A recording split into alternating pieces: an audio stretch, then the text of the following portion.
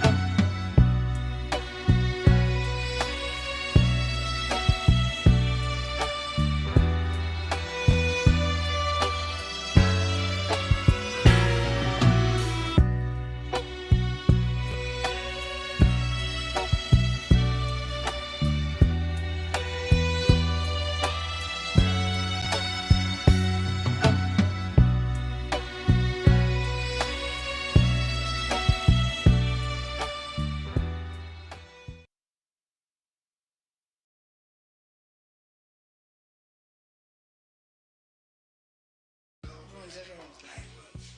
Nobody can handle it. Then why do you do it? I love it. More than anything.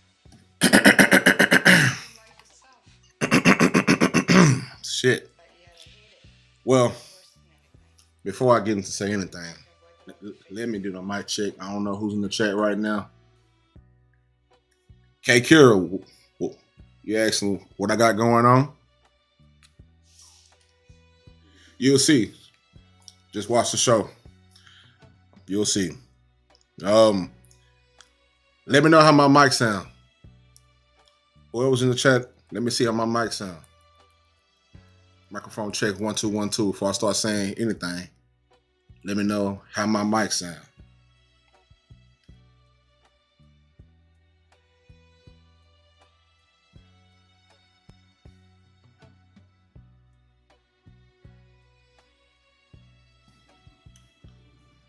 Speak clearly. Can you hear me? Hold on.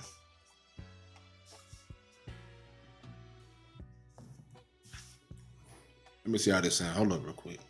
You good? I'm good? Okay. All right. That's all I need to know. Hey, well, what you are in front of right now, this is my show. This is my new creation. It's the Trill World Order. Hold on, I'm gonna take one part of his headphone so I can hear myself talk to. Matter of fact, let me fix my shit real quick.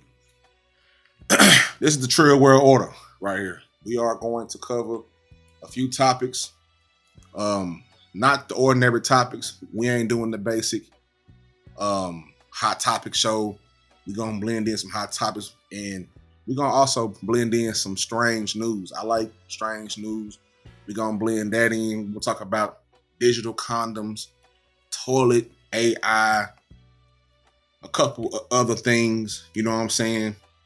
We also going to dig a little bit into South Dallas's own Zillionaire Doe signing to CMG. And we want to get into some other things, you know what I'm saying? This is the Trill World Order right here. You know what I'm saying? We try our best to defy the norm. We don't want to sound like anybody else. We don't want to be like anybody else. I don't give a fuck what's going on. I'm going on right now. All right. This is episode 53 of the True World Order. If you would like to catch up on the first 52 episodes, half of them are on the headquarters page, which is a Trill Pill page, my basic page, my main page.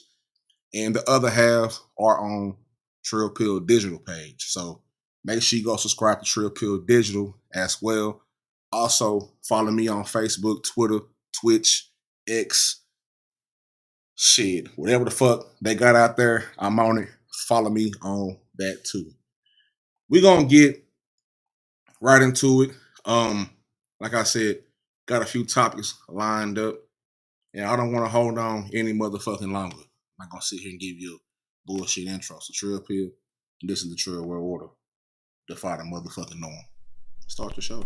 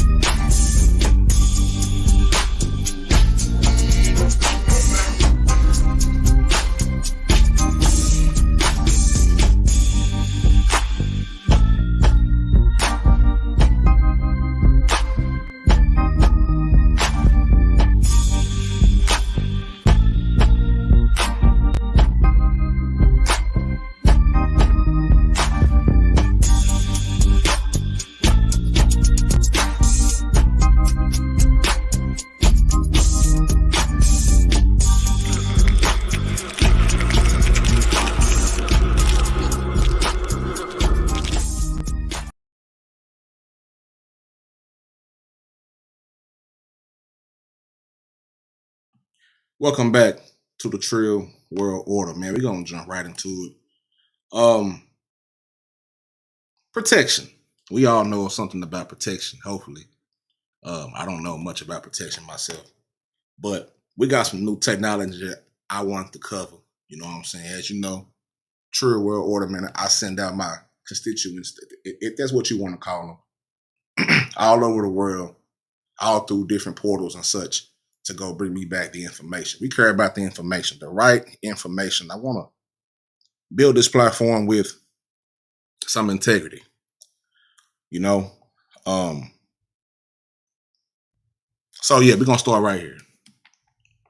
We're going to start motherfucking right here. Again, before I get into this, can I get a mic check? Can I get a mic check? We got four people in here. Let me get a mic check.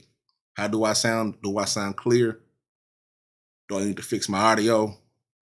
I just ate some chicken. My guts is bubbling just a little bit. What's up, Ashley Perspective? How do I sound on y'all end? How do I sound? Let me know if I sound clear, scratchy. Let me know. Let me know real quick. Let me know how I sound. Let me know how I sound. If y'all say I sound good. Okay, cool. We sound good. Well, thank you. Crystal clear. Okay, cool. Cool. Hopefully you don't hear my guts bubbling. I just ate some fried chicken with some Caribbean hot sauce. My shit activated right now. It's activated. So let's start right here, man. We're gonna start with the German company launches the world's first digital condom. What is it and how does it work? Now, we all know that we like to have privacy.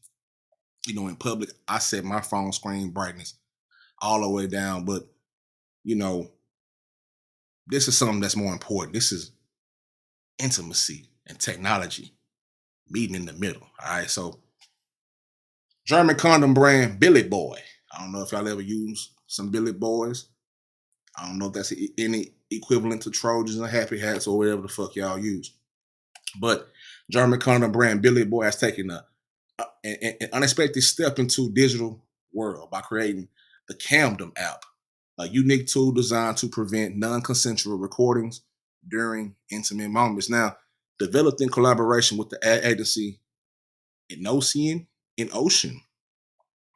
Berlin, this app arrives just in time for Sexual Health Awareness Month, offering a new layer of protection tailored for today's always online world. Hold on. So let me see. So the digital condom, according to the article, I don't know who wrote the article, but with smartphones in everyone's hands, non-consensual recordings have become a growing concern. Once such content is shared online, reclaiming the privacy becomes nearly impossible, and the emotional toll on victims can be devastating. Camden was created to tackle this issue head-on, offering a simple solution to block unwanted recordings and protect intimate moments. For all you freaks out there, you might want to go download this. I don't know if it's available over here in America, especially not Trump's America. This shit different over here. You know what I'm saying? The Gemini's back in office. We getting shit right. You know what I'm saying? But even on a more serious note, I know a lot of y'all out there like to, quote unquote, do your own work. I think that's what I want to call it, doing your own work. So unfortunately, our privacy is something that we have little to no control of when they open up the World Wide Web, through hacks and little shit like that, right? I recently, and it's something that I'm gonna cover too in the future, uncovered a big problem or just an issue with the porn company, the adult company, Pornhub, right? People suing Pornhub. This lady sued Pornhub because something that she did as a teenager was leaked online by her high school boyfriend at that time, and they put it on Pornhub. Now, mind you, Pornhub is owned by Pornhub is a Jewish company. I'm gonna leave it at that. Y'all can kind of pick that up and take that wherever you want. But Pornhub is a Jewish company, right? And so this lady, she had a problem. Well, put it like this: during high school, she and her boyfriend were doing some shit that they probably had no motherfucking business doing, right? Like we all have been doing. They broke up. Her boyfriend put the sex videos out on Pornhub. And as you probably know, there's a lot of underage sex on some of these sites. You don't know who you're watching, what they're watching, how old they are. Sometimes you can, whatever. I don't frequent those sites at all. So I pretty much wouldn't really know. But anyway, this shit haunted her whole high school. She had to move around.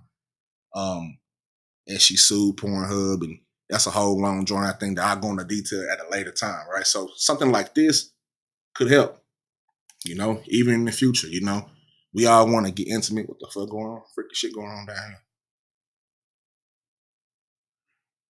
Okay. Anyway, so they just want to promote, this company created something that promotes protection during the intimate moments. Some of y'all like shooting the videos and getting freaky.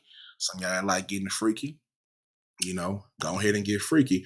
But you gotta really understand what the fuck that means by getting freaky. That when you give other people the control of having your name, your image, and likeness on these sites and things of that nature, right? That they, of course, we all know by in some states, the revenge porn law and shit like that. This protects people. This is a protection thing. I just thought this shit was kind of dope that a company really took this and they made something to deal with it. You know what I'm saying? They've been promoting it. They're rolling out an awareness campaign. Of course, this is over there in the UK. Let me see what's down here. It's on Android and it'll be on the iOS version pretty soon. You know what I'm saying? Now, this is how it works. Now, the condom works like a digital condom for your smartphone, ensuring that private moments stay private. using the app is simple and intuitive. So before getting intimate, before you get real freaky, before you get nasty, all right, both partners place their phones close to each other and swipe down within the app. This action locks the phone's cameras and microphones via Bluetooth, disabling any ability to record audio or video. Now, in case someone tries to unlock or interfere with the app mid-moment, an alarm goes off alerting both partners to the intent that you motherfucking being sneaky. Stop being sneaky. You know what I'm saying? The goal is to make sure, the goal is to make the app easy to use as a regular condom, but with a digital twist, shielding privacy from prying eyes. Let me see what else is right. Okay, so y'all make sure y'all look off into Billy Boy and see what the fuck they got going on. What's up with the King LX? Got AP in here, King LX, and K Kira. Shout out to y'all. Welcome to the Trill World Order. Now, we're going to scroll on to the goddamn next one. We're going to stay on the tech tip. You know what I'm saying? We're going to stay on the tech tip, pause. And we're going to go to, stop that. We're going to go to another piece of new technology that I thought was pretty motherfucking interesting. You know what I'm saying? And that is a toilet camera. Now, for all my people who don't know anything about health, you can tell a lot about a person's health and their diet by looking at their shit, by looking at your own shit and your own piss. You can kind of tell if you're dehydrated, if you're eating corn, all type of weird shit like that. So this company right here, Throne, is taking this shit to the next motherfucking level. Let me zoom in for everybody with motherfucking small eyes. A lot of people out there with small eyes. Let me zoom in for y'all with the small eyes. Big Slump, what's up with it? Shout out to Zillionaire dog. Yeah, for sure. We're going to get into that. I got about 4 or 5 topics to get into. We're definitely going to get into that. I'm going to drop the link. We can, you know what I'm saying, get right into it. Let me check these back ones. Okay, yeah, we're good on that end. All right, so yeah, this right here, for all my tech heads out there, I like technology and shit like that, right? This is called the Throne. Now, this is hardware for your toilet. Now, Throne's toilet camera takes pictures of your shit. Now, Throne is an Austin-based, shout out to Texas. This is an Austin-based health startup. It sells a camera, right? It's a camera. I tell you all the time, everything right now is tech-based. Everything right now is definitely tech-based.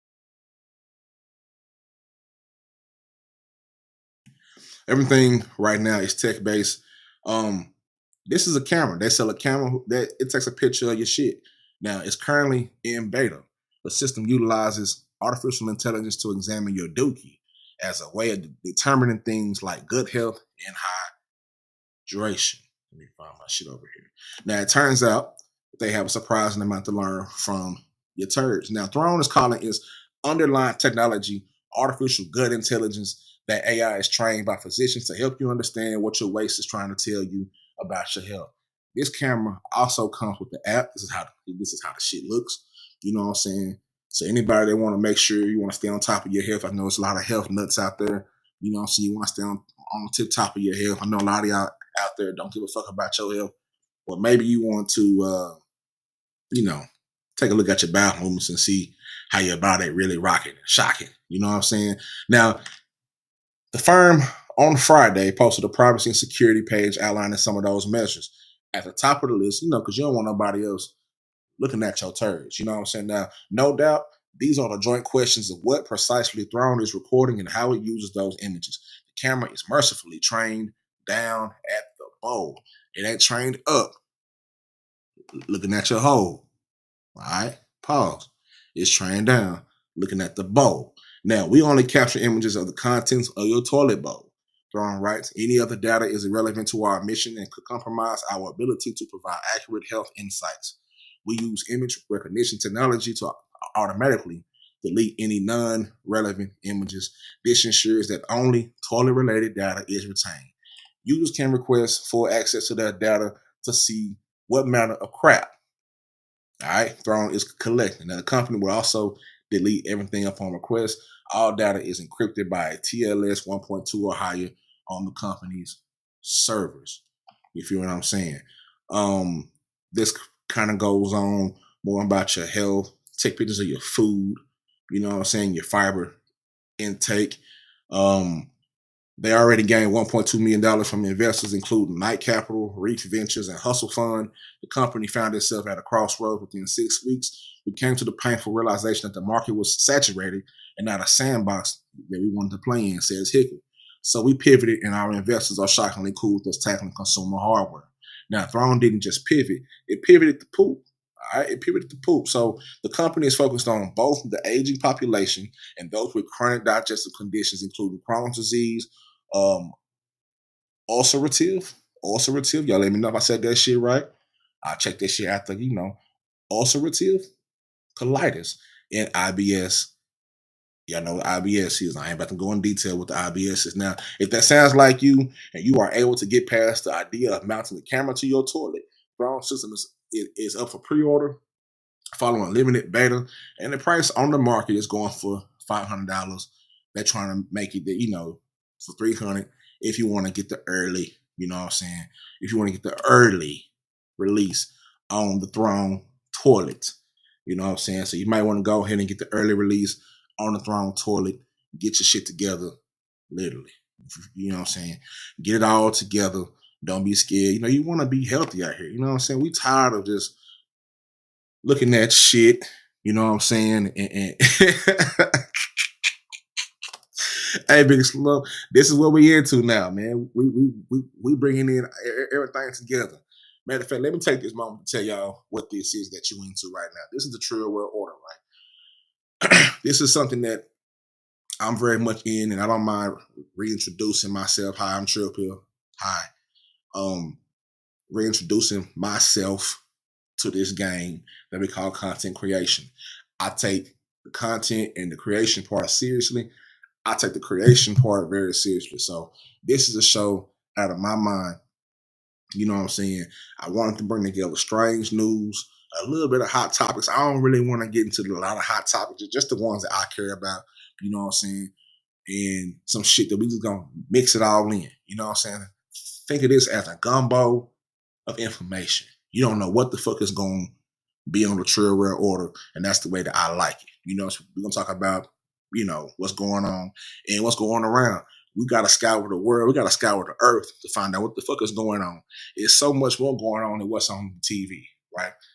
And me being a natural contrarian, everybody's doing this, I'm going to do that. You know what I'm saying? Shout out to Joe. You know what I'm saying? Y'all know nothing about Monster Joe. You know what I'm saying? Y'all don't know yet, but we'll get into that later. But shout out to him. Original Boogie. Real Dallas shit. But I really want to capture my own shit. I'm addicted to creating my own mix of my own creations of any and everything. So this is that, and this is what it is. You know what I'm saying? So we're gonna roll on to the next one. Now, if y'all ever been to Las Vegas, you know what I'm saying? Rest in peace to my grandpops. He just passed away. He stayed in North Las Vegas. Y'all may know about everything about Las Vegas. The Strip. Some of y'all might do a little tricking in Las Vegas. A lot of y'all do tricking in Las Vegas. A lot of y'all may know about, the climate, the casino, the boxing matches, whatever goes on. But I guarantee you, you don't know this. This is a Trill World Order exclusive. Now, in a certain neighborhood, okay? In a certain neighborhood in Las Vegas, the street names are quite peculiar. Now, if you're a kid like me, I was born out from the 90s. You understand what I'm saying? So I was a big Pokemon fan. I mean, when Pokemon first came out, first hit the Americas, niggas try to get the Pokemon. I'm still trying to track down Pokemon cards to flip them. You know what I'm saying? They're hard to find. It's millions of them hoes now. I remember when it was the first 150.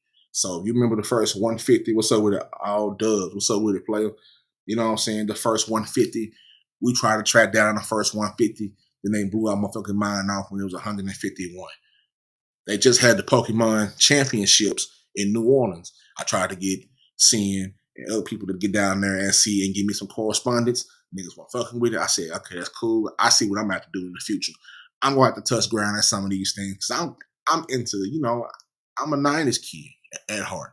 You know what I'm saying? When I'm done being serious, because I'm a serious ass nigga, but I like to have fun at the same time. So I like going to Comic Cons and shit like that because that's a part of me. Always being my pops used to have all the shit. So I'm the same way. But in Las Vegas, this one neighborhood has peculiar names for the street names. Now, Las Vegas neighborhood names the streets after Pokemon. Now, look, I grew up on Pine Street in South Dallas. You know what I'm saying? You know where Pine Street is. If you know something about Dallas, you know where Pine Street is. But I can only imagine if that shit was named Pikachu Street. All right, now Las Vegas neighborhood names the streets after Pokemon. Say, catch me at Charmander Lane or Jigglypuff Place. Now, this is written by Nicole Clark. Shout out to Nicole Clark. She covers the internet culture. I read a lot of her articles on Polygon. Make sure you look up these sites where I'm getting the information from. You know what I'm saying? But she covers a lot of that shit. She also works with Vice and shit like that. New York Times, Catapult, all the credible shit. Hell of a writer. Now, journalist, you know. Now, imagine writing a letter, doing some online shopping, filling out a form, and getting to write the street name. That was also the name of a Pokemon. Now, for new residents of Serenity Place, a neighborhood in Henderson, Nevada, which is in the metroplex of Las Vegas, that dream would be a reality. Now, every street in this new development from Harmony Homes will be named after Pokemon. Street names include famous Generation 1 Pocket monsters like Jigglypuff, Squirtle, Snorlax, Charmander, and Charizard. Now, construction has been booming in the Las Vegas Valley, leading to the unique challenge of coming up with new names for streets. You know, I mean, that's something we never think about as the name for streets. Sometimes they, might be after some people. Sometimes it might be just first, second, third, fourth, fifth, sixth, seven, eight, nine. You know what I'm saying? This is a more creative twist. Now, I fuck with this right here. Right? Andrea Miller, a construction manager at Harmony Homes, said it's really, really hard to name the streets in this town. Now, in order to create street names, a developer must figure out the number of streets and then submit double that number of names so they can, pass and jurisdiction, and they have to determine whether they've already been used among other concerns. She explained that these are live pictures. All right, you can see Snorlax Lane. All right, Squirtle Lane. All right, now apparently, her 11-year-old and 14-year-old sons who are obsessed with Pokemon gave her the idea. Shout out to the children. They are our future. Listen to the babies. All right. Listen to the babies at their purest form before they go out here and get tainted by this cruel, disgusting, fucked up place they call Earth. All right. Some niggas will say the universe. As a universe, I'm thinking about me. I'm doing some hand movements y'all can't see. Cameras coming soon. Visuals coming soon. Don't worry about that. But Polygon was able to find the development on Google Street View, finding the images of Snorlax Lane and Squirtle Lane. Jigglypuff Place was also there on the map. There were no street view images of it. As of yet, Jigglypuff Place is the main thoroughfare of this new development because it's her kids' favorite Pokemon. Now, hope I said that word right too. Now, when I hear Jigglypuff, I giggle. She giggles. So imagine you coming home from work and you got to turn, you turn, you bust it right on Jigglypuff Lane. You know what I'm saying? That might make you smile. Might make you smile on Jigglypuff Lane. Now we're gonna keep it going. You know what I'm saying? We're gonna keep it going. Let me see. Let me move this shit around. Let me include this right here and move this shit around right there and do this right here. In the meantime, you know what I'm saying? This shit right here, I'm not just doing it by myself. All right. Now, W Energy. All right. W Energy, I get to more who they are, right? So peep this. Dig these blues. Are you ready to level up your energy without a crash? Now meet W Energy, the clean energy drink that's changing the motherfucking game. No jitters, no fillers, no BS. Just focus on just focus in the fuel to power your grind. Now, whether you creating, gaming, or chasing your goals, W's got your back with the formula packed with vitamins, antioxidants, and adaptogens. Now, the best part is this, right? You right here, right now, watching this. All right, you can save 10% on your order by using my exclusive code, Mind Your Mental, at checkout. Monumental at checkout. MINDYAMENTAL.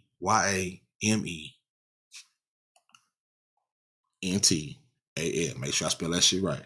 Now, trust me, this ain't just no regular energy drink. It's a vibe. Grab yours right now. Personally, I got my pack in. Last episode, I say I was getting it in. I got it in. I usually drink coffee. I go to the quick trips, hit up the coffee machine, and usually around 12 or 11 o'clock, I crash. Now, I'm a truck driver, so I don't really need to be crashing, but this is all natural energy. All natural energy, no crash included. You know what I'm saying? So y'all go pick some of this up now. I don't know. I'm not sure if it's in stores or not yet, but it's definitely available online, and they get it to you fast. They get it to you real fast. They get it to you extra fast. You know what I'm saying? So shout out to W Energy. Oh, and also while I'm here, the cool thing about this, cause I know some people were like, well, how the fuck you get a look? Shout out to Meadowbrook, Montreal, because I've seen W around, but there was a video that Meadowbrook, Montreal had, and he had the W Energy, and I looked into. I said, damn, this shit dope as fuck. So that's what sparked my interest. Is to shout out to people with good content and good game offering that shit. You ain't gotta, anyway, real nigga shit. But W is doing something that's different for the up and coming streamers, content creators, right? It's hard to obtain sponsors for the people who have a hard time dealing, trying to get sponsorships and trying to get you got to get 1 million views, you got to get 1 million subscribers, you got to get millions and millions before they start fucking with you, man. Look, all you got to do for W right now, get your motherfucking phone out your pocket, right? You go to W.com and go sign up. I know they have a limited time, a window open for the amount of people that can sign up. Go over there and sign up. See if they accept you. You got to go do certain things for them to accept you. And if they fucking with you, they fucking with you. And you going to get your own code. You can put the sponsorship. They going to give you little shit. They going to give you everything you need to do whatever. And I think that's one of the few companies that give an opportunity for up-and-coming content creators to have a sponsor to make this shit look professional. We don't want to be out here with no unprofessional looking ass shit. You know what I'm saying? I want to have sponsors too. And with this W Energy, we have sponsors too. So also pay attention to the screen right now. Top right hand corner, if you want to donate to the platform, whatever, make sure you hit the like button, do all that shit. Cool. At the bottom right hand side is a QR code. I shouldn't have to tell you what to do with QR codes. You should know by now, 2025. You snap a picture of that. You do what you do with that. It's going to take you to everything that is Trill Pill. I also got so much shit. We get to the end of it. We're going to stay on topic with the show. All right. So we're going to take a little turn, not on Jigglypuff Lane, but, my foundation in content creation is mental health. So I found out that, that this is something that's, that alarmed me. Well, when it scrolled past my phone, when it kind of dropped in my bucket, you know what I'm saying? Is the use of blue light and the research behind it from Japan, I believe. So let's go to, where is this shit at? Yeah, right there. So every once in a while, I be on my scientist. I'm a scientist around this bitch. I'm all about the information. So this is basically, if you look at this, Science Direct, type this in, Google it. The research was the installation of blue lights on train platforms prevents suicide. A before and after observational study. Now, I'm not gonna read all this shit.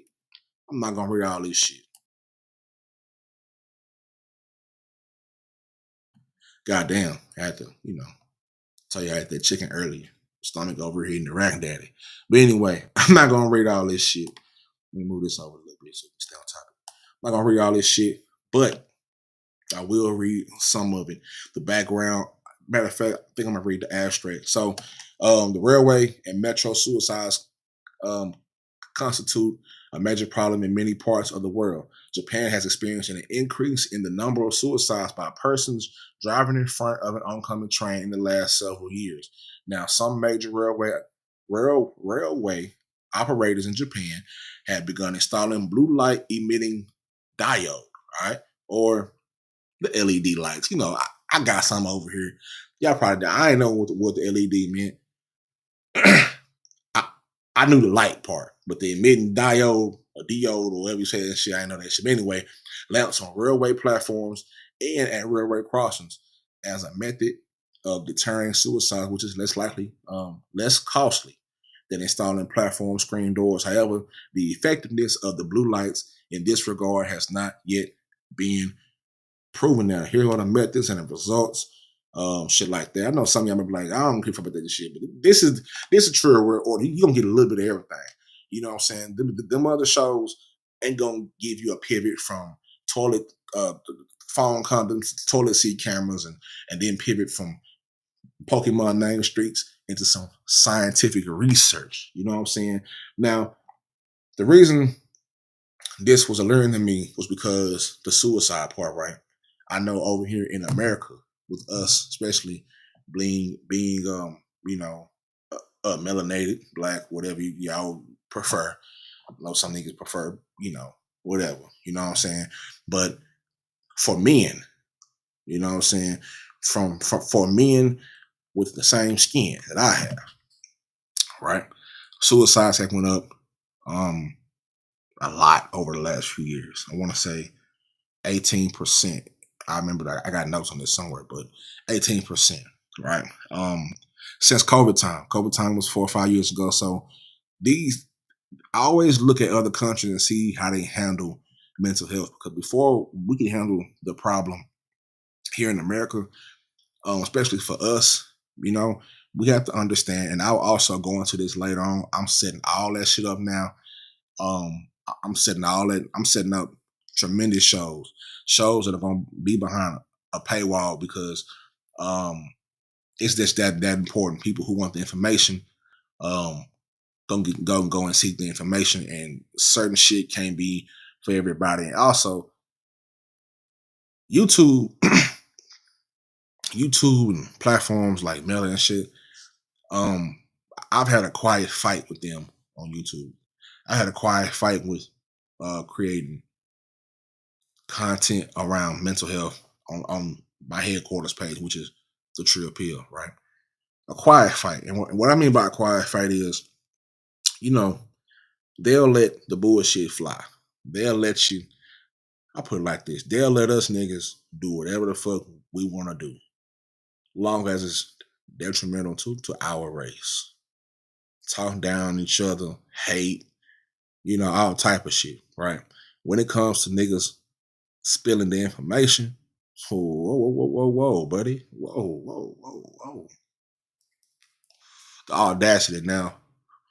You can go on one of my videos. I got thousands of them over there. And you can also see for most of them in the description, I always cite my sources. That's something I learned at school. When you write essays, you cite your sources. You don't go out and just do shit, because then that's plagiarism. And we ain't no copy motherfucker. We like to do everything original. You know what I'm saying? Authentic. So my biggest fight was them flagging my videos. They flag my videos and be like, hey, it'll be something like, what the fuck was that shit? False information, especially around that COVID shit. They was getting real particular about the information that was being put out. And my whole thing was even arguing with them, and why that page over there, it's not monetized. They cut that shit off at the instant because I don't know. They told me that it's too much. It's too much. You know what I'm saying? It's too much. I'll get into that at a later date too. But it's something about when you start spilling the information. See, quick rant, quick tangent, getting back to the show. The information, like whoever holds the information off in this world, controls this world, right? Pretty sure y'all know that by now. Whoever holds the information controls this world. Now, when we get the information, because they don't really want us to control or get control or gain control, although we've been behind all these years of the information, they got a problem with that, right? Including mental health. And I'll dive I'm gonna delve a little bit into this. We're gonna get back on topic. Before we can understand what mental health means to us as human beings, right? We gotta break this shit down to how it means to us, right? How it means to us as far as niggas concerned, right? Think about this. When the concept of mental health was created, we wasn't in mind, right? None of this shit low-key applies to us. And here we are in the new millennium trying to figure out how does this shit apply to me. And sometimes it gets confusing because we don't have the information. You understand what I'm saying? We're gonna have to break this shit all the way down. Now, the good brother, Reza Islam, y'all know who Reza Islam is. Dope brother. Hopefully one day I get a chance to meet him and really chop up and game with him because he has not up in the information. He broke down mental health, the history of mental health and who created these terms and why these terms, you know what I'm saying? And once upon a time, having a darker color skin was a mental health issue. They call that shit niggurosity. You know what I'm saying? And like I said, we'll get all the way into that for those who really want to get into that at a later date. So just put that file in your brain of what this shit means. You know what I'm saying? It's a lot of information I haven't even got into about mental health because I gotta get this shit and formulated, and we as a community gotta break this shit down together and what this means for us. You know what I'm saying? Sometimes they get us confused when they say, oh, this shit is for everybody. This shit ain't for everybody. Catch my drift. All right. Shit ain't for everybody. So, like I said, this is why this article right here was kind of dope. I'm not gonna read the whole thing, you know what I'm saying? Because this shit, this is a real research article. You know what I'm saying? If you know what those look like, go look it up. Science Direct, blue lights in Japan, lowering suicides. Now we're gonna go back to Texas. All right. Now we're getting back fun. I know that shit kind of led niggas in the back of the classroom to fall asleep. I gotta put in my, I get in teacher mode. Can't help it. You see me not on me. Now, down there at H-Town, you know what I'm saying, where it goes dying, where we know what's going on at H-Town, but maybe you don't. Now, deep in the corners of, where's this shit at real quick? Deep in the corners of Houston, they got a rat problem. The rats done got in to the drugs. You know, the drugs that they confiscate from people all over, so it's a lot of activity going on to all my hustlers out there. Stay on your motherfucking pivot. Shout out to urban politicians. That's your shit. Stay on your pivot. But for real, stay on your pivot with this shit. Be careful, be safe while you're doing what you do. You know what I'm saying? But on another note, the drug addicted rats are destroying the evidence. We got a video right here that we're gonna watch. We're gonna let's read a little bit of this article right here, and then after this, we're gonna get into the whole Gotti, CMG, Zillionaire though. I'm gonna drop the link, and we're gonna get into the main topic of what's for tonight. All right, now. Police and city officials in Houston said evidence in storage lockers is being destroyed by drug-addicted rats. The rats done got a hold to the cocaine, man. The drugs being stored in the evidence lockers are attracting rats that feast on the illicit narcotics and cause damage to other evidence in the process. Now, we got 400,000 pounds of marijuana. Hey, Lord have mercy. What we can do with 400,000 pounds. We got 400,000 pounds of marijuana. That good side. I say about 1,000 of it. There's probably some Zy. There's definitely some meat in there. Might be a little Reggie in there. Seeds and shit of that nature. Might be some K2 in there. Who knows? Might be some of that spray pack in there that y'all smoking. Talking about this shit tastes like Fruit Loop. Well, that shit sprayed on. Ain't no way in the world to make that shit taste like Fruit Loops. But anyway, in the storage that the rats are the only ones enjoying it. Now, where my mind goes before I read the rest of this article is maybe that's the cover up for them going in the evidence room, taking some of that shit out. You know what I'm saying? We know it was some dirty cops in this world. Over there in Louisville, they had a whole documentary about dirty cops in Louisville, how they be extorting niggas and be on some training day shit. Now, the mayor announced at the start of the initiative in partnership with the Harris County District's office to organize 1.2 million pieces of evidence stored by the city and discard any drugstore since before 2015. So that say, man, them pounds just been in there.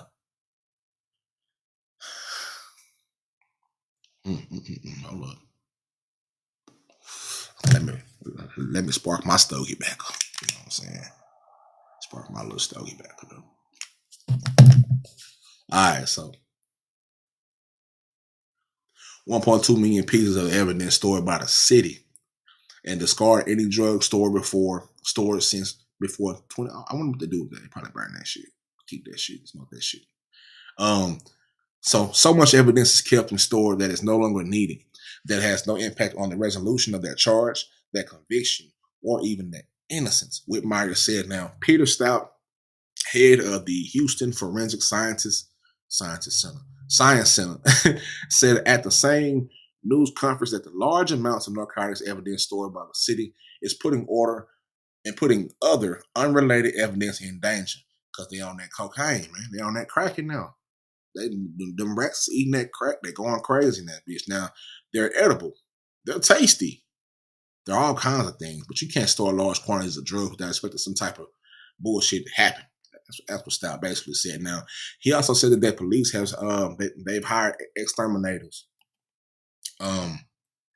They've hired exterminators, but the rodent problem has proven persistent. They are drug addicted rats. They're tough to deal with, he said. Now, officials said only one active case has been affected by the rat problem. They said that the rats managed to get into a bag of the motherfucking shrooms. Ooh. Ain't no telling what type of shit the motherfucking rats is eating in there. Or how they see the man saying. Now, the rats, let me go back. The problem is not limited to the city of Houston. New Orleans Police Department officials said in March 2024 that the drug evidence was under assault from pests, including rats and cockroaches. So see, that's the shit that be going on down there. And, y'all be seeing, don't nothing be happening, y'all. Like I say, hey, the cockroaches, rats is on crack. All right. The rodents is on that K2 down there. They're eating up the cocaine and the shrooms. The rats eating our marijuana. They're all high. Police Superintendent N. Kirkpatrick said at a meeting of the City Council's Criminal Justice Committee. We're going to watch this video real quick. We're going to watch the video, get this shit off. Take that off. We're going to watch the video. Let's get our first look inside the HPD evidence room that's apparently infested with rats. We learned about the problem at a bizarre news conference Friday. Leaders had scheduled at a location more than a mile away from the trouble spot. This is difficult getting these rodents out of there. I mean, think about it. They're drug-addicted rats. They're tough to deal with.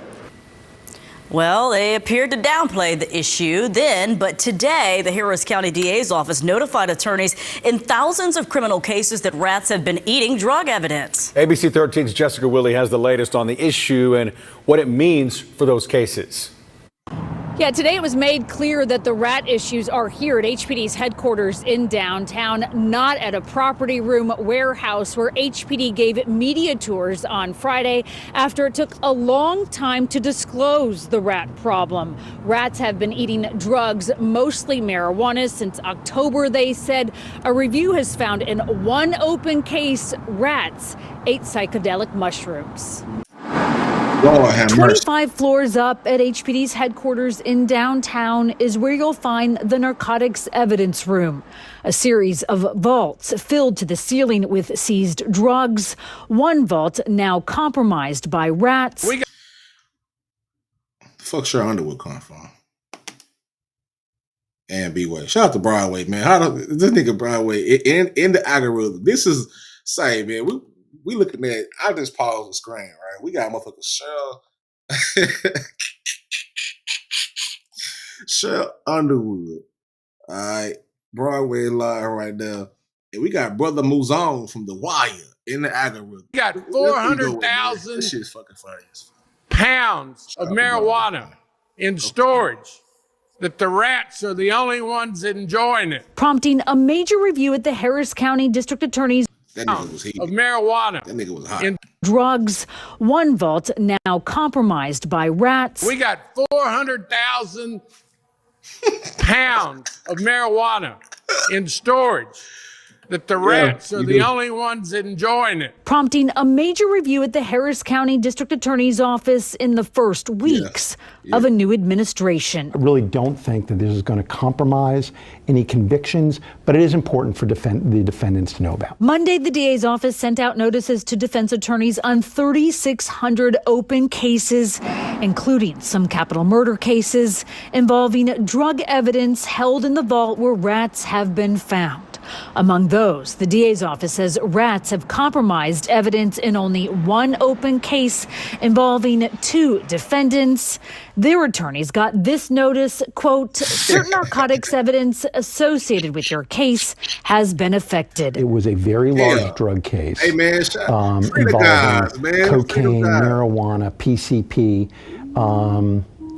and the rodents got into one envelope of psychedelic mushrooms.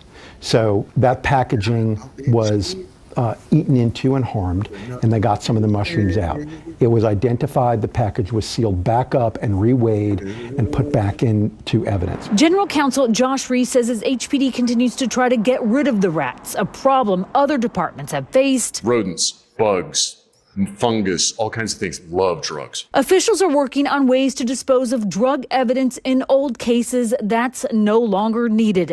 The office obligated to disclose the rat problem, Reese says, but stand behind the cases. This is an issue dealing with the integrity of the packaging, not the integrity of the convictions or the cases themselves. Jessica.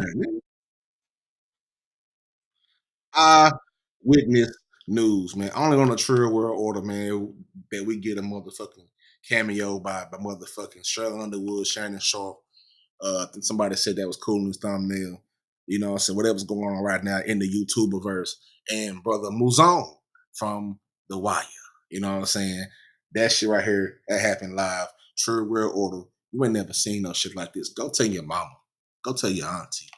Not that auntie, the other auntie. The auntie that's still kind of young and make biscuits from scratch. You know what I'm saying? That one. Come tell her, come holler at me. You know what I'm saying? Especially she was born like 79, 80. Oh, yeah. Tell her, come holler at the old boy. Holler at the old boy. Young Pillion. Now, he looked high on the bitch. He looked high on the bitch, too. He looked like he in there. He probably was passing a little bit. Look. Ain't no telling what they be doing with that shit. Like I said, where my mind goes, they might be, because they didn't show no damage. They didn't really show no damage. They just showed this might be a way for them to get that shit off. And you know how it goes with them cops and shit. Now, we're going to stay right here in Texas. We're going to take 45 north, back up to Dallas, motherfucking Texas, man. I got up. I was off today. I was off on that day, rather. Tuesday. Woke up. People sending me videos. It's happening live to me. You know, I'm from South Dallas, born and raised. Martin Luther King Head Start, J.J. Rhodes, Pearl C, Lincoln High School. Shout out to them titles. Long live Pearl C, because that shit is decrepit right now. They're showing me pictures of this big crowd. I'm like, oh shit, what the fuck going on? I get on Facebook. What the fuck going on over there? They telling me, hey man, Gotti in the city. I said, Gotti in the city? They said, Gotti in the city, man. Gotti in the city. I said, well, my mind goes, what is your Gotti doing in Dallas? They said, nah, he ain't just in Dallas. He inside Dallas. I said, Gotti inside Dallas? Did he just come through there on a tour? Is he getting some? Is he getting that Miss Irene's fry box? Y'all, if y'all from Dallas, y'all know what that Miss Irene's fry box does.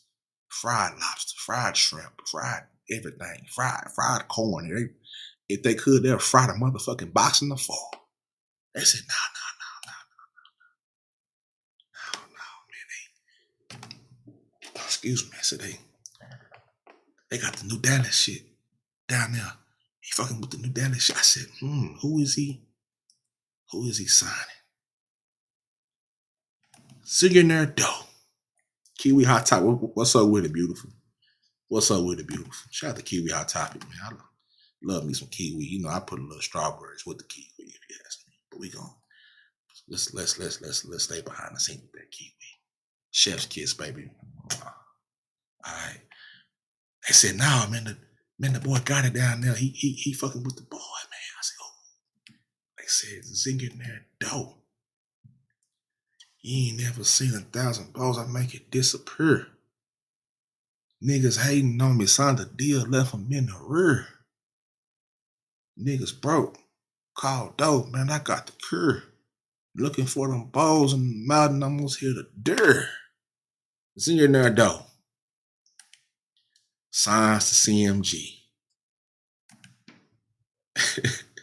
Signs to CMG. Big shit popping right now in South Dallas. You don't know what that yellow stove is? Yeah, I don't really know if you from Dallas. You don't know what that stove is, man. They live on the block. They said, man, live on the block. So I go up. Know what this shit means for Dallas, Texas. At this point, I'm going to drop the link to the show. This is an interactive show.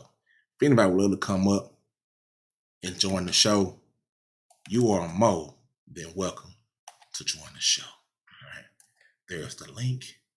There's the pin. Come holler at your boy, Young Peel. Zillionaire Doe signs to CMG. All right. Collective Music Group.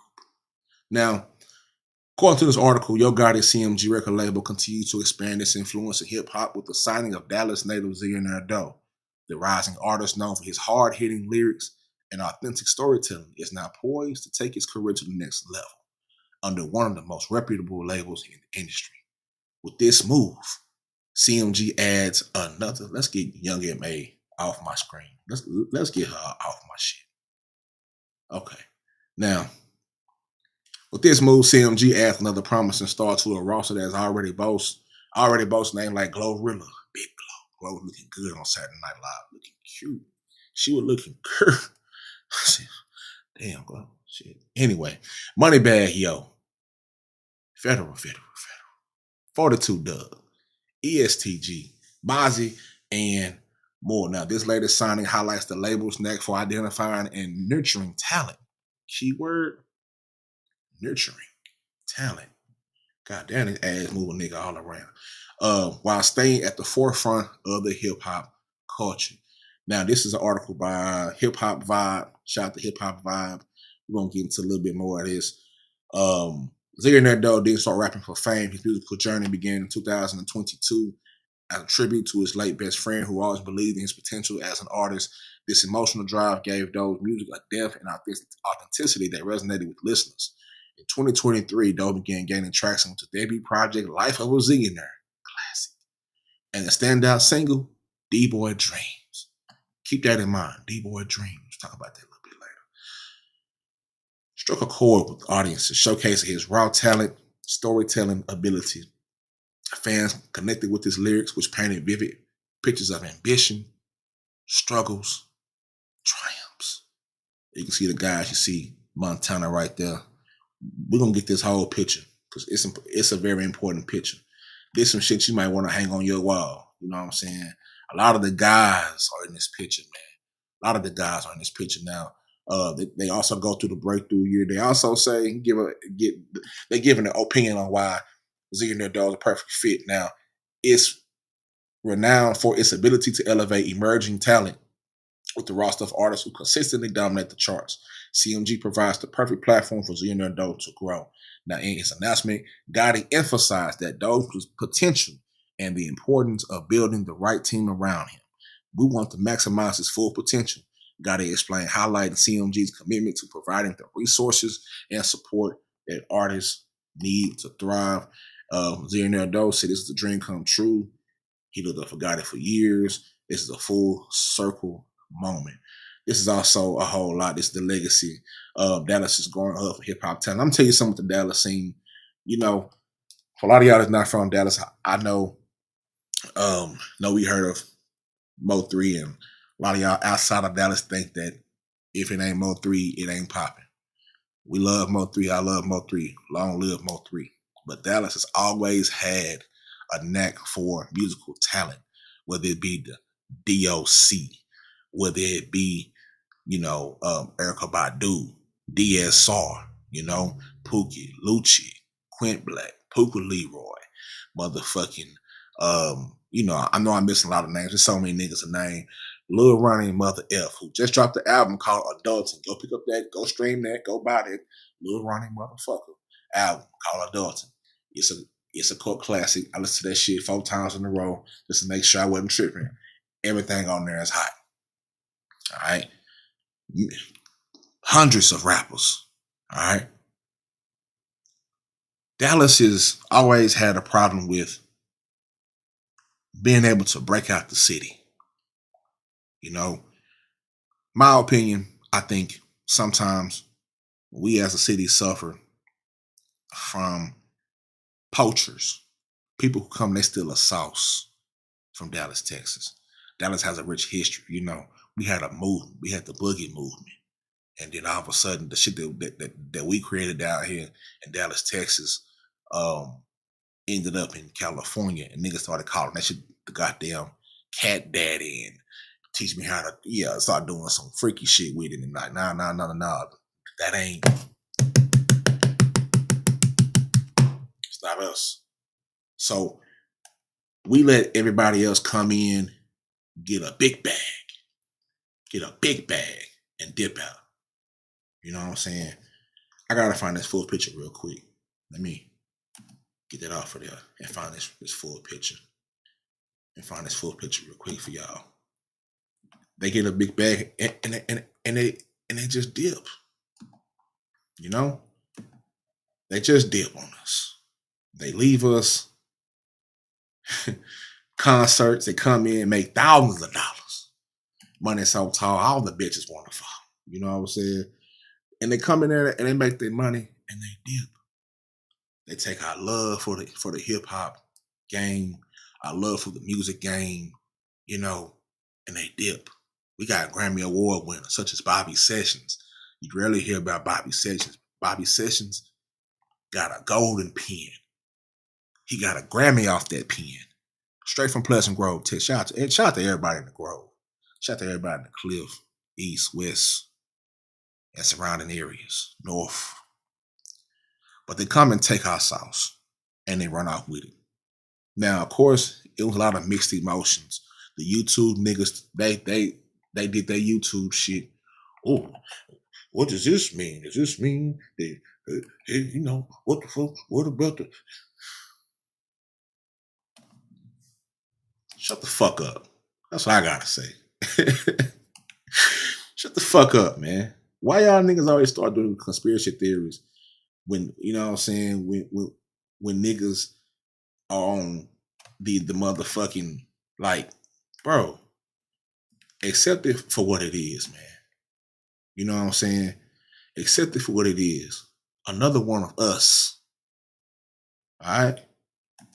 Another one of us got an opportunity, got a shot at doing some big shit. Doing some big shit. Now, this picture right here speaks words to me. Shout out to OG, Big J. You feel me? He's somewhere in the mix, definitely involved. We're going to get into what he said about this as well. But this picture right here symbolizes something. You see Montana over here and the other few guys that I'm getting more familiar with those guys, right? They were popping bottles, man, having fun. You know what I'm saying?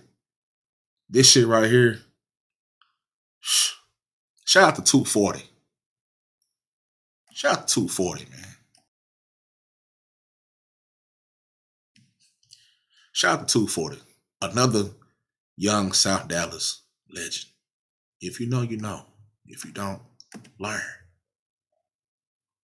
As you see, even Wallows, congratulations. Mr. E, Triple D forever. Congratulations, you know. Fat Pimp making the city look, another legend. Making the city look great. You know what I'm saying? Post it up with your Gotti. You know, I don't get into the conspiracy theories. I don't like getting to the conspiracy theories. Acting like this shit. Hold on.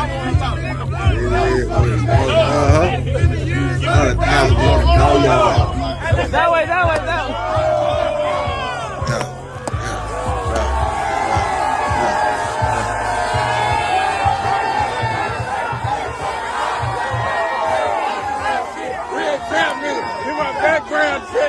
Hey, cap, nigga.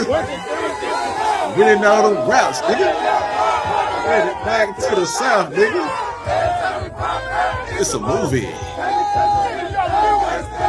Yeah. Coming through them hundreds, rubbing on her coochie. And like I said before, keep in mind, D-Boy Dream drops tonight at midnight. Yeah, man. D-Boy Dream drops tonight at midnight. You already know. I'm heading to work. Yeah. I might freestyle off this shit. Hurt. Yeah, I ain't gonna bless my man. Look, D-Boy Dreams drops tonight at midnight. Make sure you go and you get that. Stream that. Buy that. Have that. You know what I'm saying? Not Dallas is bad, baby. We never love. Dallas, Texas is bad, baby. We got talent all over. We got talent. And let me touch on this, dude. This shit hard. You know what I'm saying? I bet the whole stash, they can't fuck with us. Okay. I'm a young nigga, but you know I got my muscle up. Bro just called right now. Got the phone for Mike Deezy, man. TSL business, man. Still got some shit in stock. Walk light around here, it's a dope zone. Everything you see around me, get that dope zone. OGJ Holland. Supposed to been done with it, still push it strong. Me and Mecca, M to the good, really get it on. Love. Now the motto, you don't like it. Love is important. When we mention these names, OGJ Holland, you gotta know what that means in South Dallas and Dallas, period. This whole region, period. He was around. He was around when DSR got that big deal. Y'all don't. I was a teenager when DSR got that Universal deal, and how big that was. And this feels the same way.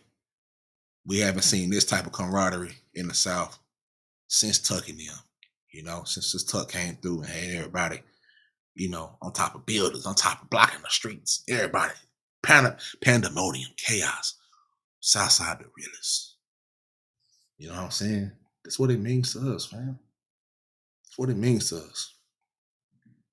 New record dropped, the video, him and Boss Man D-Lo. Oh, they came. Nigga, right now, nigga, we got everything. Name platinum in the streets, going ass, nigga, not a stain. I'm in love with the trap. I just bought a wedding ring. 7 o'clock on the got the Bumper Johnson too, man. Pushing weight, got my muscle up. I'ma keep flexing. Pull up in some shit or do 100 in a couple seconds. Wrist hitting, neck hurting, chain too fucking heavy. Wrist hitting, neck hurting. Come on, you know what D-Lo do. You know what D-Lo do, man.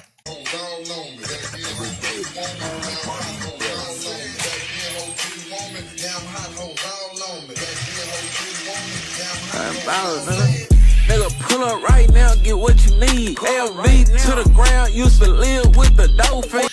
You get the moment and you get the message. You know what I'm saying? As you can see, Love got Omar in here. Love, fire symbols. You know what I'm saying? And like I said, man, they also were sitting courtside last night at the Mavericks game. You know what I'm saying? At the Mavs game, they were sitting courtside. Where is that at? Right here. sitting courtside at the Mavericks game, walking in. You know what I'm saying? They was in the building, man. It looks like Yo Gotti is taking him up under his wing. And I know a lot of y'all conspiracy theorists gonna do the conspiracy theory shit and do the messy shit. The true world order don't do the messy shit.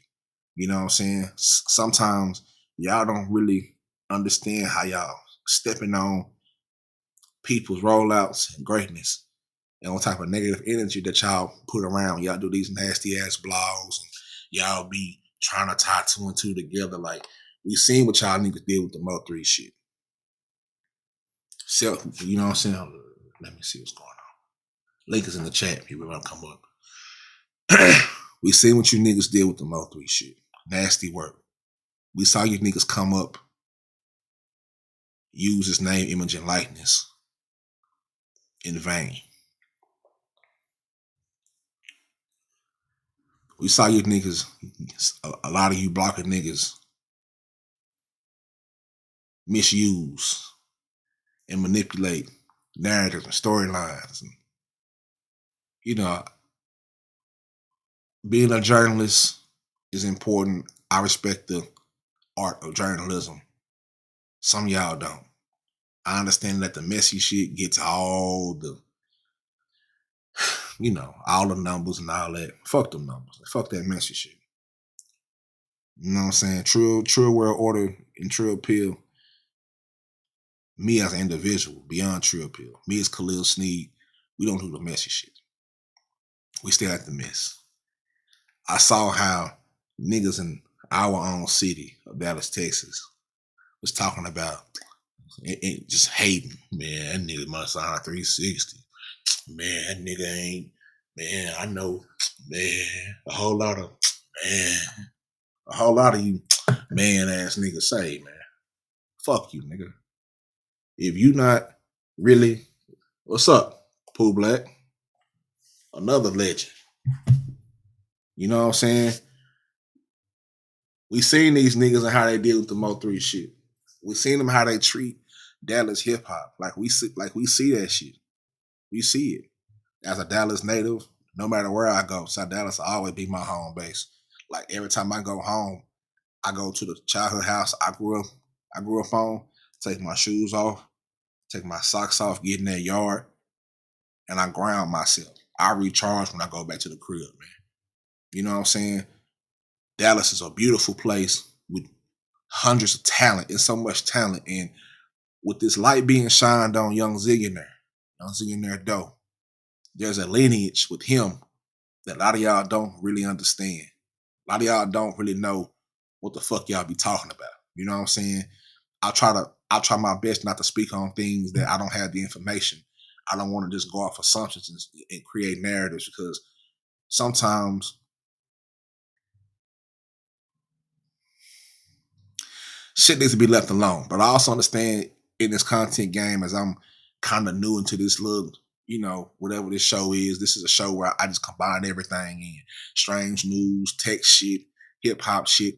This shit touched my heart when I saw this young nigga and how everybody was happy around him.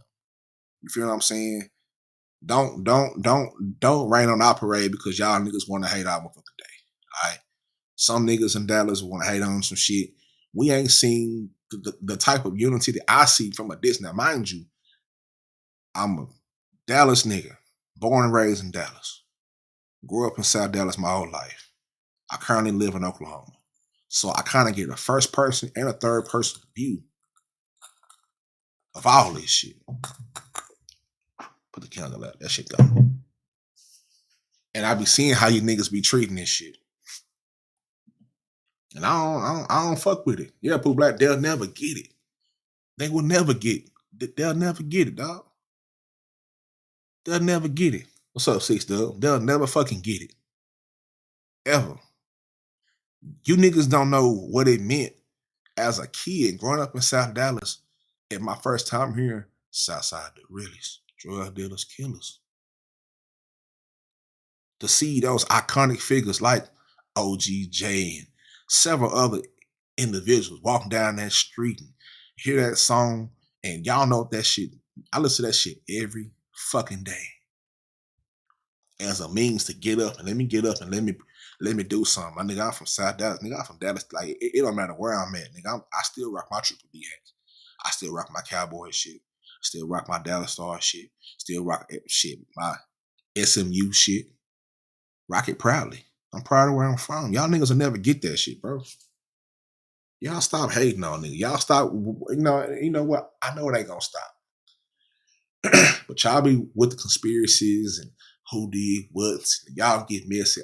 I'm gonna leave all that messy shit to y'all and y'all breakdowns.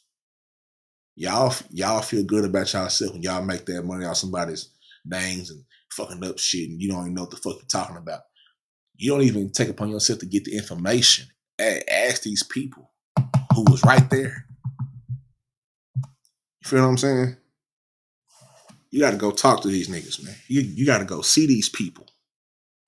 What's up, biggies? You got to come see us and understand. You got to really touch the ground.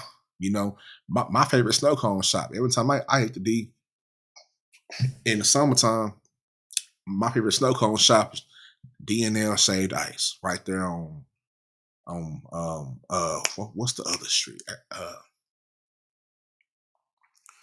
Can't think of the street right now. I'm slightly inebriated, but y'all know where the Shaved Ice. It ain't far from this. It ain't far from the Yellowstone. You know what I'm talking about. I'm talking about me and my mama used to walk from Pine Street, walk through Opportunity Park, walk up the street, get snow cones, chili cheese fries, hot link baskets, Kool-Aid fruit, walk back to the house. Like, it's just a majestic feeling to see something like this happening. And think about the roster in the whole. We're gonna take a look at the roster already. What is that? I gotta I'm trying to think of that street name. You know what I'm saying? But what is the intersection of that street? It's on Malcolm X though. But anyway, y'all don't understand what this means. You know what I'm saying? I done kind of got off a tangent, but what this means to the city. Like, this is a big deal. Like I said, shout out to Montana. Shout out to 240. You know what I'm saying? Y'all don't understand what 240 is doing. You know what I'm saying?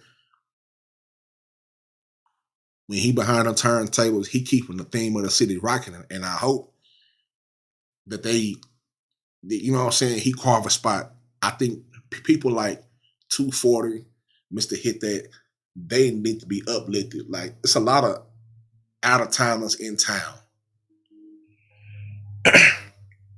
that, yeah, they know about that. They don't really get the fabric of the cloth, what's going on. You know what I'm saying? We got too much talent. We got Grammy Award winners like Bobby Sessions from Pleasant Grove walking around. He got a pen. Grammy. You rarely hear about him. These Dallas blogs don't rarely say nothing about Bobby Sessions and how he Grammy. Put it like that. Rapping. Don't rap with the best of them. Don't went bar for bar with Rick Ross, Ben the Butcher, all type of shit. Just give you a piece of the talent of what we have down there. We got Ty Harris right now. Been killing that shit for a decade. So all this is gonna do is shed light on everything else that we got going on in Dallas, Texas. Like I said, they courtside. There's something magnificent with it. You know what I'm saying? Y'all know what that shit mean though. We're gonna also go to, let's see, where else did I want to go? I want to go somewhere. Where I want to go? I kind of got up from the Dallas hip hop tangent, but I love this shit, dog. Y'all gotta understand, like, when you leave the city, when you go live your life, and wherever you go, you know that South Dallas shit is right in your heart. You know that Dallas shit is right in your heart. If you really from Dallas, everything you done been through, everything we've been through as a community in our life. When something like this happens, like we don't. Let me just try to paint a perspective for y'all. In these poverty-stricken neighborhoods, South Dallas in particular, in Oak Cliff and Pleasant Grove, you know what I'm saying, so on and so forth. These are a lot of, for the better part for South Dallas, because of the historic meaning, right? 5 to 8%, maybe 8 to 10% below the poverty line. we don't get a lot of moments as a community to be happy as a community. You know what I'm saying? They kind of shut out and carved out pieces. It ain't a lot of, you know what I'm saying? This is another topic from a different day, but this is the one I need my constituents on. You know what I'm saying? My other Dallas folk. We can break this history down, but South Dallas is a soul. You know what I'm saying? We talking about the 50s, damn the 2000s and whatever, 50s, 60s, 70s, 80s. People had to get it. Black-owned businesses and having to, you know what I'm saying, just do a whole lot. So we don't get a lot of chances to be happy about something, to see smiles on people's faces, dog. And as soon as this news came out, there y'all go. Conspiracies. I don't know how y'all tie together Zillionaire Dog. I seen some shit the other day that had it shit was like Zillionaire Dog. I ain't gonna name no name, but y'all know who the nasty individuals are. Zillionaire Dog, Yo Gotti, Dolph, Big Juke. Y'all just was adding niggas names. Like, bro, this has nothing to do.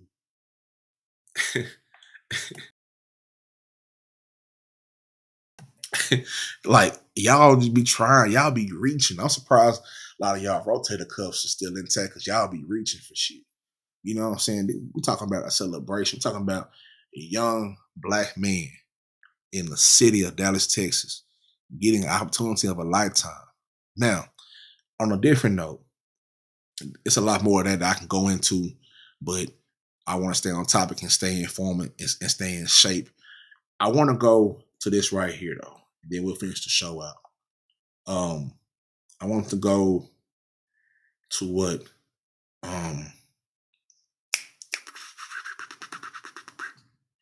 let's go here. Let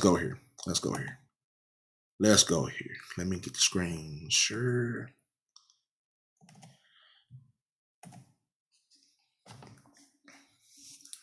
Big old GJ. This is his post he put yesterday. OG salute to Zillionaire JJ. Y'all don't know. Y'all don't even know about JJ. It's so much y'all don't even know. This shit go in different level. Anyway, man, y'all don't know. Zillionaire Dog Gotti, the team signing CMG. History always repeats itself. I remember doing my part and witnessing DSR, the Dirty South Riders, get a $7 million deal. That's a deal with Universal I was talking about earlier. I was a kid when that happened. And to witness another new chapter of South Dallas history being made makes me proud of my hood in South Dallas. And my South Dallas Bear voice. Y'all know who that is. I'm from South Dallas, nigga. You know what I'm saying?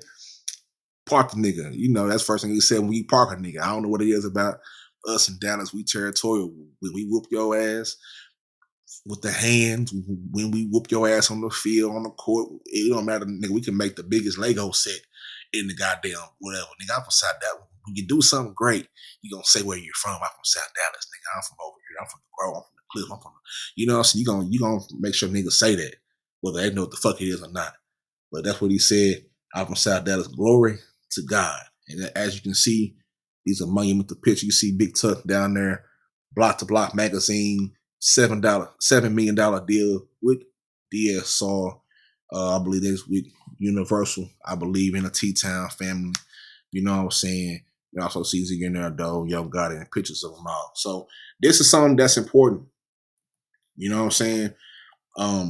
You know, I just want to bring this to y'all so y'all can kind of get a picture. You know what I'm saying? I don't want to go all the way in depth. You know what I'm saying? But I just want to tell y'all how important this is to us. Like my guy, Pooh Black said, they'll never get it. It don't matter how much we done. The real niggas done told y'all so many times how this shit really goes down in the ins and outs. And me personally, in my family, it's deeper than just blocks and neighborhoods for me. You know what I'm saying? My family been in South Dallas for a long time. I'm talking about early. You know what I'm saying? Own businesses. You know what I'm saying? My daddy, my pops in 1970s, him and my uncle Roger Boykin. Shout out to my uncle Roger Boykin. The old head still sticking around, but my pops and Roger Boykin created the South Dallas Pop Festival back in the 1970. Matter of fact, let me show y'all. I can show y'all back and tell y'all. Y'all want a history lesson, goddamn it. Show y'all niggas something. Show y'all niggas something. Let me see.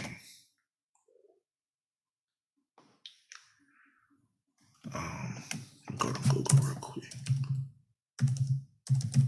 1970, you know, they have a whole KERA video, you know what I'm saying, a documentary with my pops and my uncle Roger Boykin about South Dallas Funk Festival, Pop Funk Festival. They had some of the best pop and funk bands back in the 1970s, and they was getting, you already know, you know what I'm saying, they was Boogie Oogie Oogie off in the, you know, the Forest Theater, which they are redoing now. So let me see this real quick. Let me just, I ain't gonna give y'all all the sauce. But I'm gonna give y'all a little bit of the sauce. You know what I'm saying? Let me see.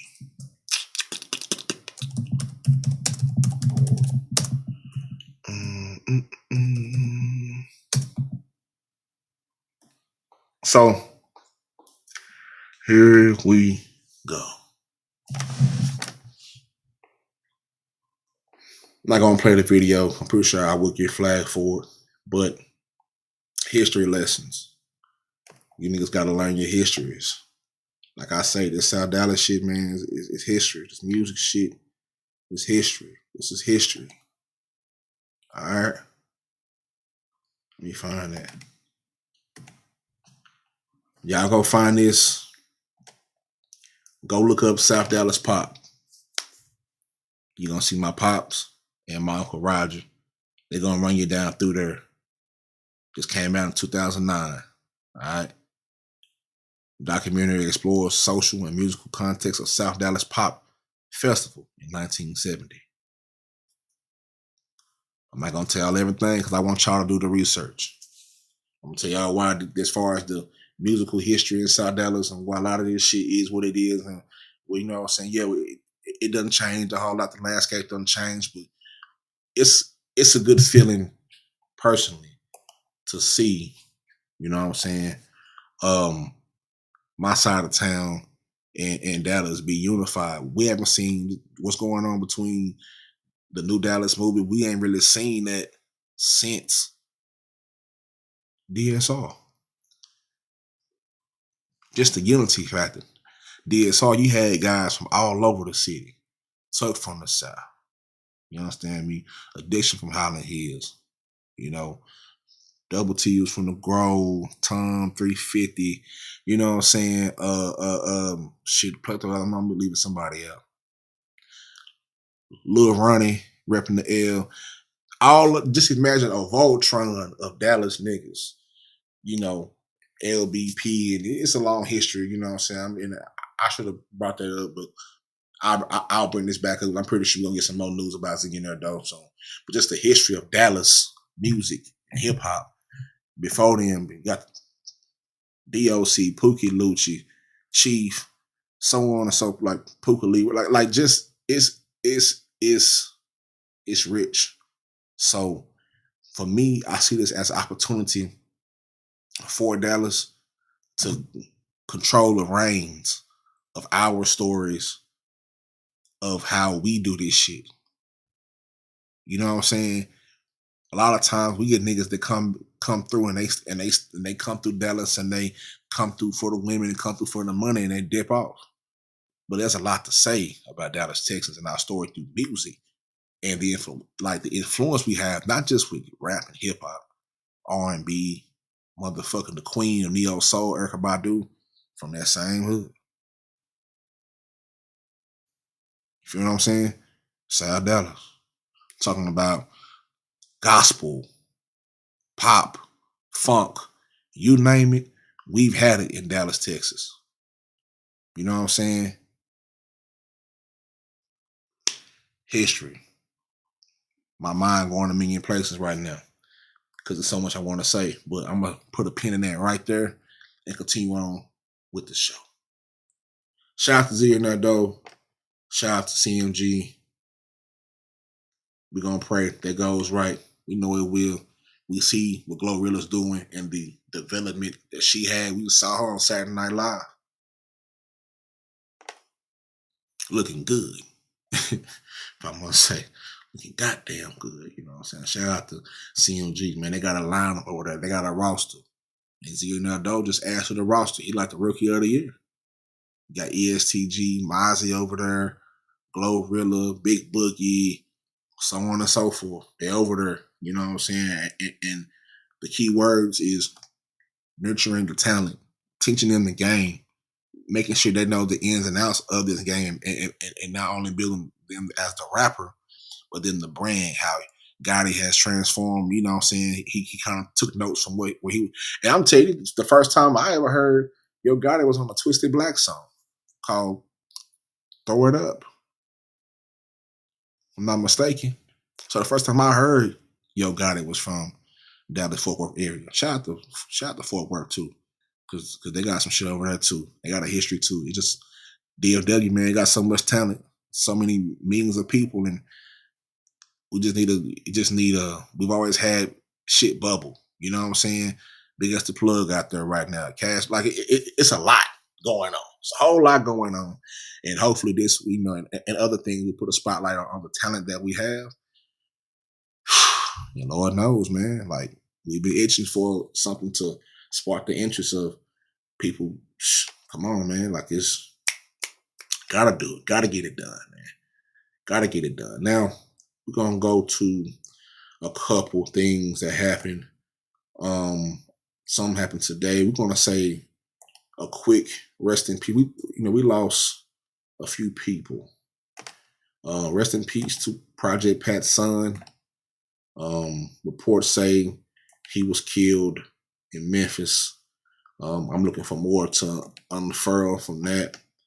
Let me see, screenshot.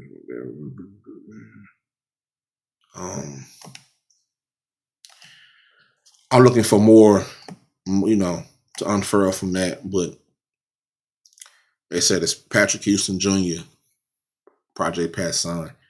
Rest in peace to Project Pat's son, Pat Jr. Man, rest in peace, man. It's unfortunate. It's unfortunate. Last but not least, we lost a legend. Also, we lost a legend.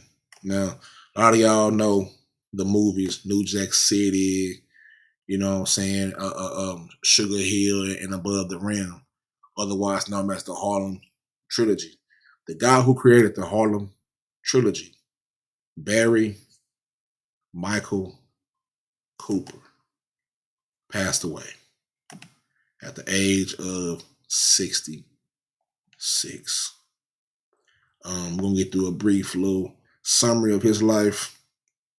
Let me go right there, and then let me pull this up over here too. Barry Michael Cooper, man. So we all grew up on these cult classic movies. You know what I'm saying? And you already know how we you say, man, legendary. All right. So Barry Michael Cooper passed away at 66. Pioneer of black cinema in the 1990s. He passed away in Baltimore, Maryland. You know what I'm saying? His death was confirmed by a representative for Spike Lee, who worked with the acclaimed writer and producer on Netflix adaptations of She's Gotta Have It, iconic shit, Harlem Visionary. Let's get to this shit over here, and then we're gonna close out the show, and then we're gonna do what the fuck we do. So hopefully y'all enjoyed the show. Anybody that enjoyed to say, it's Joe, mouth is dry as fuck, I need some water. This is the part of the podcast where I need somebody to hand me some water, like the battle rappers. You know what I'm saying? But if you enjoyed this show, drop them pills in the motherfucking chat. As I go over here, let's undo that. And then let's go over here to Instagram. And I posted this the other day, right? Because it's very important that we acknowledge our legends. we don't get a chance to see people like this create at a high level. You know, Barry Michael Cooper, celebrated journalist, screenwriter, and chronicler of Black urban life, passed away January 22nd, 2025 at the age of 66, according to renowned writer Nelson George. His work not only shaped the narrative of a generation, but also left in, I'm gonna say that shit is indelible. Yeah, make sure I'm gonna sound check my shit app, indelible mark on popular culture. You know, born in Harlem, shout out to Harlem, man, Harlem world. Born in Harlem, New York, raised in the heart of East Harlem, Cooper grew up surrounded by the vibrant yet challenging realities that would later inspire his creative endeavors. A graduate of City College of New York, Cooper initially honed his craft as a journalist, contributing to esteemed publications like The Village Voice and Spin Magazine. His groundbreaking expose, New Jack City Eats Its Young, in The Village Voice, catapulted him into the national spotlight, demonstrating his unmatched ability to translate the complexities of street life into a compelling prose. Can I go down this one? Okay, cool. Cooper's talents soon extended to the silver screen. He is best known for penning the screenplay for the 1991 cult classic New Jack City, a searing portrayal of the crack epidemic and its devastating effects on the urban communities. The film introduced audiences to unforgettable characters and solidified Cooper's reputation as a master storyteller. His work continued with screenplays for Sugar Hill and Above the Rim, cementing his legacy as one of the greatest pioneers of the New Jack cinema movement. In addition to his films, Cooper also produced the October 2008 Larry Davis episode for the season 3 of BET's hit crime documentary, American Gangster. Thank you for your contribution to our culture. Rest in peace, Barry Michael Cooper. Make sure you also go and you follow me on Instagram. This is also the album I'm telling you about while we on this shit, while I see this shit. This album right here, Lil Ronnie Mother F. Go listen to that album, man. You know what I'm saying? Classic. Grown man shit. Grown man shit, man. You know, we grew up with Lil Ronnie. We don't see him, hey, throw that ass in the circle all the way, and his, you know, just evolve. You know what I'm saying? It's all about the evolution and the growth. You know what I'm saying? And then, is that it for the show? I think that's it for the show. You know what I'm saying? Shout out to everybody that came through. You know what I'm saying? Shout out to everybody that you know what I'm saying, represent. Thank you. You know what I'm saying? Thank you. Yeah, for sure, man. I appreciate that dropping them pills in the chat, man. This is episode 53 of the Trill World Order.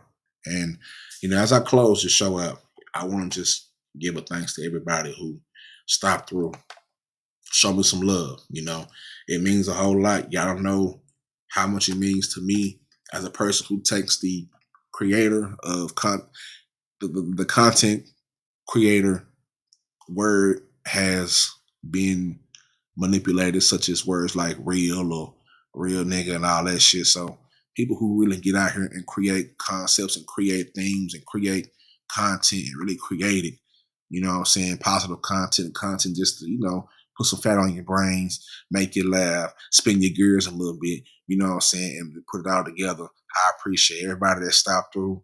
Make sure you share this shit out. Make sure you subscribe. Make sure that you know all the social media shit, just the subscribes and fuck with me. You know what I'm saying? At the very bottom of the screen, you know what that is. Make sure you pay attention to that. My mouth is getting dry. You know what I'm saying? Let me see. What else do I have here, man? Also, Trill Pill digital page, right? This is my other page. I only will have 2 more episodes of the Trill World Order on the main page. The main page is the Trill Pill page. I call it the headquarters, and I call it Trill Pill Digital the corner office. It will only be 2 more, maybe 3 more episodes of the Trill World Order on the main page and at the headquarters. This podcast will be exclusively on Trill Pill Digital. So make sure you go and you subscribe to Trill Pill Digital. You know, and you know, you know, because I love you niggas so much. Cause y'all, you know, I fuck with y'all and we gonna grow. My vision for this shit is I want to be able to not only just grow and have a nice following. Fuck a following. I need a community. You hear me? I need a community. I don't need a following. I need people that love the information that let me see, put this up there too. People that want the information, people that appreciate content creators to fuck with me. Head to this page and make sure you go subscribe. You know what I'm saying? That's what I want. You know, that's what we need as a community. We need to develop more safe spaces and spaces where we can just do content shit. You know what I'm saying? There's enough room in this shit for everybody. And I don't want to say this shit too. I know it's whatever, but it's my shit. We gonna hang out here. Shout out to everybody rocking and, you know, rocking with me.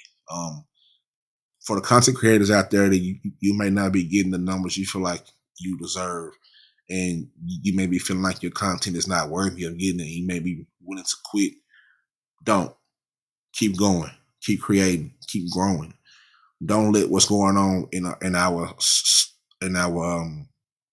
society dictate your creative process or whatever the fuck you want to create. You know what I'm saying? We need more people like myself and like you too to get here and put this shit out. It ain't too many credible platforms that move with integrity. You feel what I'm saying? Non-biased platforms that can't be bought. It don't matter what number. It can't be bought. You can't buy me and my brain. You know what I'm saying? Because I want equity. I want the ownership. I need control. And if anybody, whenever this podcast get great or whatever I do gets whatever, it's time to sit down at that table with whoever. That's what I'm asking for. And if they don't give me that, then we not going. Don't matter the number. This shit is way bigger than a motherfucking number. It just, you know, this is being a real nigga is spiritual. It ain't nothing to do with you being tough. Being a, you know what I'm saying, being a real human being is spiritual. It ain't got nothing to do with you being tough or being the toughest or all that shit. It's spiritual. No matter who you are, whoever you say you are, God damn it, you better be that shit.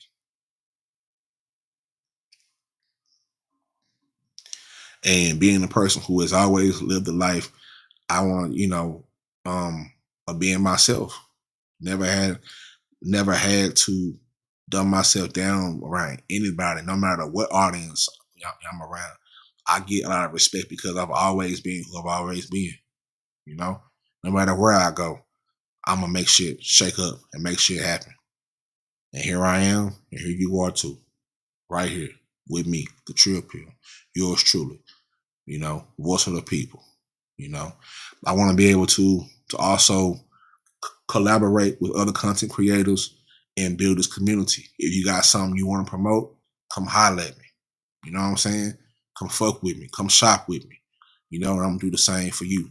This ain't just about getting no following. We gonna get some subs together. We gonna no. We want a community. You know what I'm saying?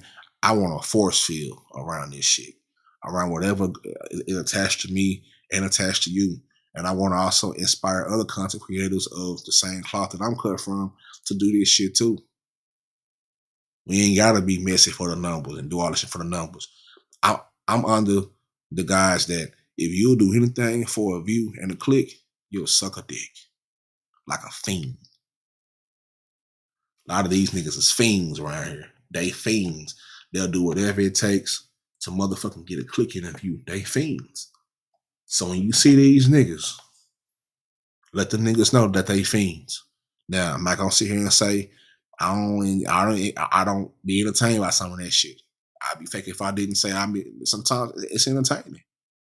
But you gotta understand, even in the kingdom, they had court jesters. And the court jesters was there to entertain us, the kings and the queens. Come on over here, come spin on your head. Come spin on your head, do some shit to entertain us. You know what I'm saying? Sometimes this shit be interesting. I ain't no hoe ass nigga. So you know what I'm saying? I operate up under the guys that I trust people, and I'm very connected with people that love me and I love them too. It's all love. Some of y'all seen the other day on Did My Head panel, one of my childhood friends popped up out of nowhere, and I recognized his voice like that, and he recognized me just like that. That's real love right there. That's real love right there. A lot of them guys, you know what I'm saying? I love them to death, man. Because we understand, man. We grew up in South Dallas, man. We grew up in these areas where we had to find our way. And it don't matter how we find our way. It just matters that we find our way and survive. And then when you get the opportunity to see niggas that you grew up with that show you love, when you show love back, it's beautiful. It's really beautiful. Niggas done grown up, got kids, got everything going, and it's just something like that like you can't tear that fabric when you just real like that. It's the authenticity of it. A lot of these niggas ain't loved where they from. These niggas was peons. These niggas still think being tough is the key. It ain't about being tough, nigga. It's about just being real. Whoever you are, be that. Fuck these niggas, man. These niggas some hoes out here. I ain't lying. You know I ain't lying. A lot of niggas some hoes out here. A lot of these hoe ass niggas done got platforms. Right? They got platforms now. They got a following. Thousands of followers, and they leading them right into the burning depths of hell. You know what I'm saying? So I take this shit with honor, pride. Nigga, I'm a trail pill, nigga. I'm Khalil Sneed. I grew up from South Dallas, nigga. Son, and I love my neighborhood. I love where I'm from. I love my people where I'm from. You know what I'm saying? And that's what's important to me is my people. Even with the mental health shit, going and get the information and bringing it back to my people. It's what's important. That's what means a lot to me. I never, when I first got on the internet, I probably should never been on the internet. I didn't know I was throwing myself into the wolves then, but I came out with a motherfucking coat. You know what I'm saying? And I stood on my pivot, stood 10 toes in what I believed in. And I don't have to go around and boast that. Fuck the numbers. Ask these niggas what the fuck they're here for. Ask your favorite content creators what the fuck they're here for and why they do what they do. You can go over to that Trill Pill page and see my proof. You can go see my proof. You can go see the information that I put out and things that I put down around this bitch. You know?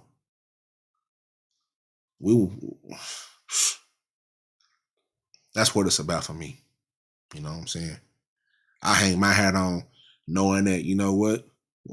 Whenever I'm gone from this earth and I'm back to my natural spiritual self, floating around this bitch, you know what I'm talking about? I'm gonna be proud. My kids gonna be like, you know what? Daddy crazy, but he put that shit down. My family, man, put that shit down, man.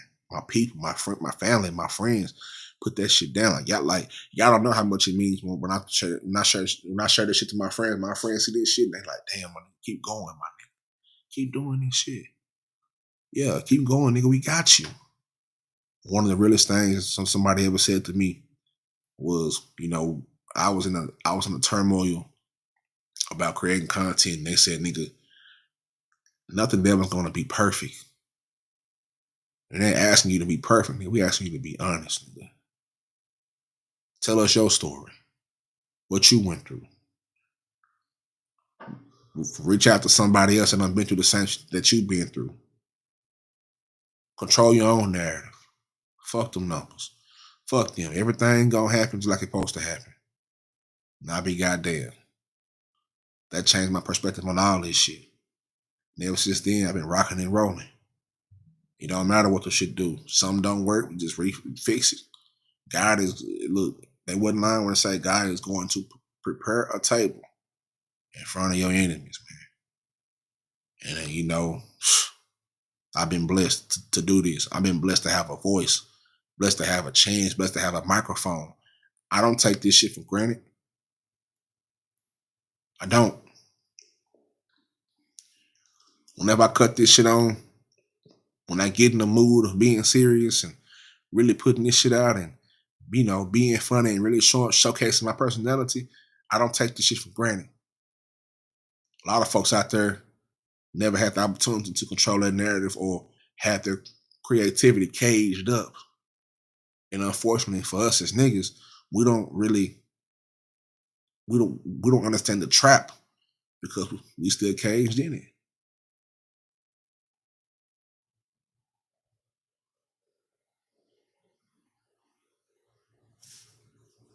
We never see the trap because we caged in it.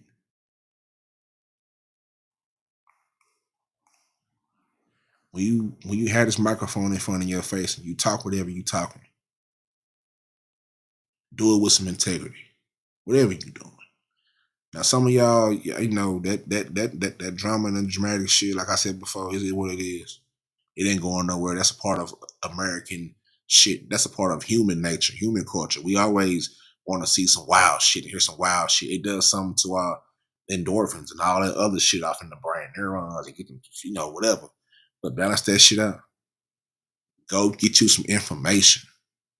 People who control the information, they control the world, man.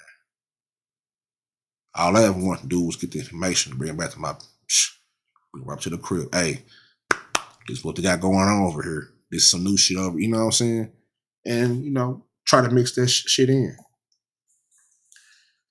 We live, QC, we live too. That's what's up. Nowadays, you can't shit nothing with mother. Yeah, friends and family just be hating them. Yeah, it's ridiculous. It really is. It really is. But that's a whole different spirit. You know what I'm saying? We blocking away all the whole ass spirits. We get up out of there. You know what I'm saying? Get up out of there. Ooh, get up out of there. We dipping, ducking, and slipping punches from evil niggas and evil spirits and trying to stay out the way. Grind hard, get this money, make this content, take care of our family, and hope that we have another day to do it. Every day we get up, we gotta make that shit count. That's why I be really questioning who is these niggas and where are these niggas from? Because where I grew up at in South Dallas, nigga, we gotta make these days count. We can't go out here and do nothing if it ain't productive. Money is great, but the information is better, in my opinion. When Pimp C was talking about the information and knowing who we are, and man, and we get off the bullshit. Cause he saw. A lot of the niggas like shout out to Big Gip. Go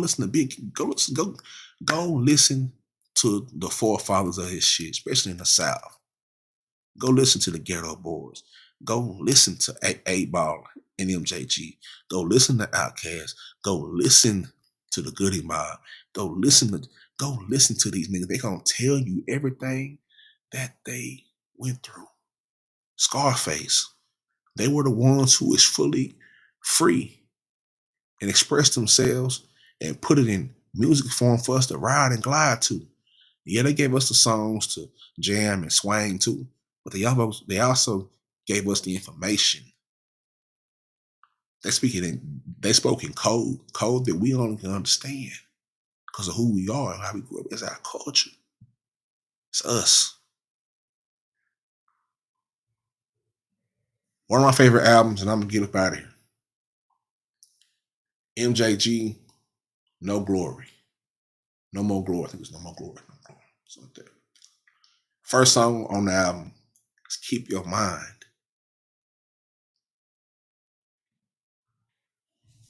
Keep your mind. No matter what you're going through, keep your motherfucking mind. One of the greatest little say, man, keep your mind. It's gonna be a lot of bullshit that be happening, but keep your mind. What Pimp C always say, man. Hey, man, whoop, whoop, whoop, whoop. Get your mind right. They was telling us. Zero was giving us the ins and outs, the deep depths of what we going through, and as far as mental health and what it means. We didn't know what to label it, but Scarface was doing that shit. Like, it's there. It's not new. We've been speaking in code through the music for a long time, all the way back to the slavery days. Creating a language that only we can understand what the fuck is going on. You understand what I'm saying? It's our culture. Nigga, Outlaw Mel, shout out to Outlaw Mel, another young Dallas legend that y'all need to check out. Outlaw Mel, the Outfit, Texas. Nigga, Outlaw Mel said he got a song called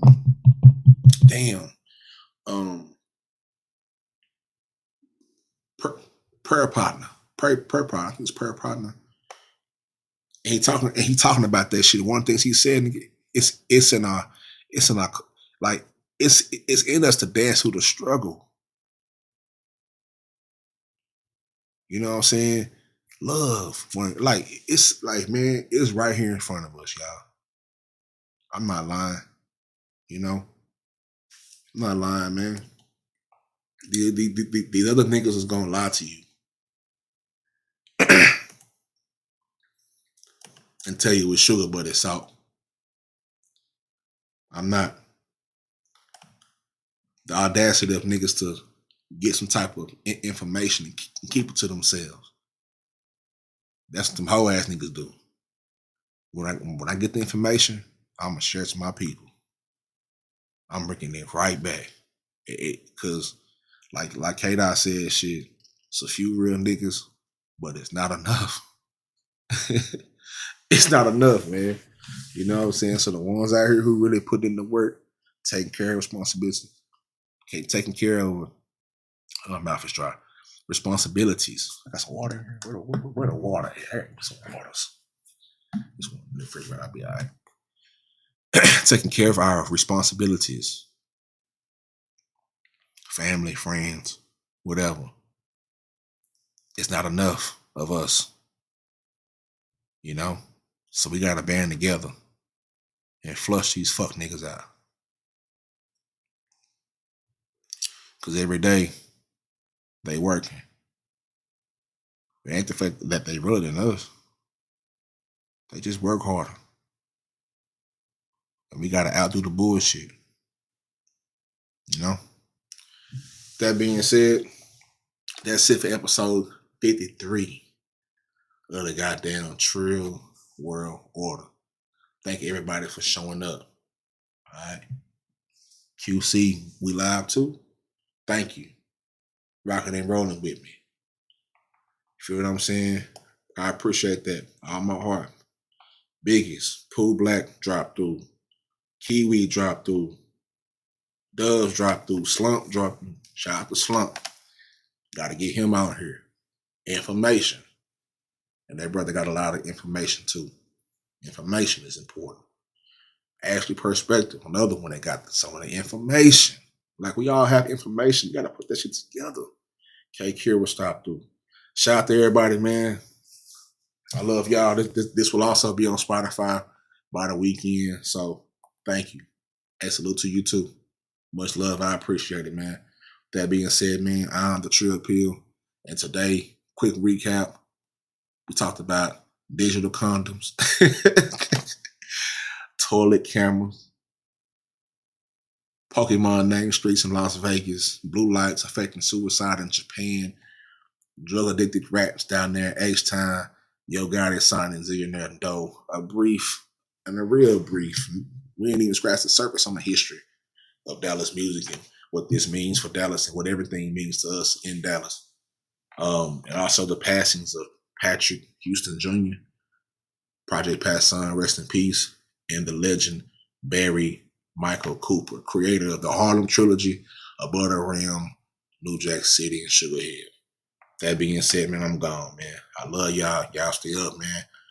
Y'all find me, man, sometimes. Let me do my little ads again. Let me see. This one right here. True world order, of course, that's what we're doing right now. This one right here. Video game therapy, man. Every once in a while, you know what I'm saying? Every once in a while, I'm a gamer. I'm an avid gamer, so I get some video game therapy in. You know, I'm telling what I be doing. Make sure you hit me up on Twitch, YouTube. I'm trying to get together a group of people that are good, get a little tournament going, so I can crack you niggas down and take you niggas money. You understand me? You feel me? Other than that, man, God bless y'all, man. Let me see what else. We done. Yeah, we done, man. True world order, man. I'm out.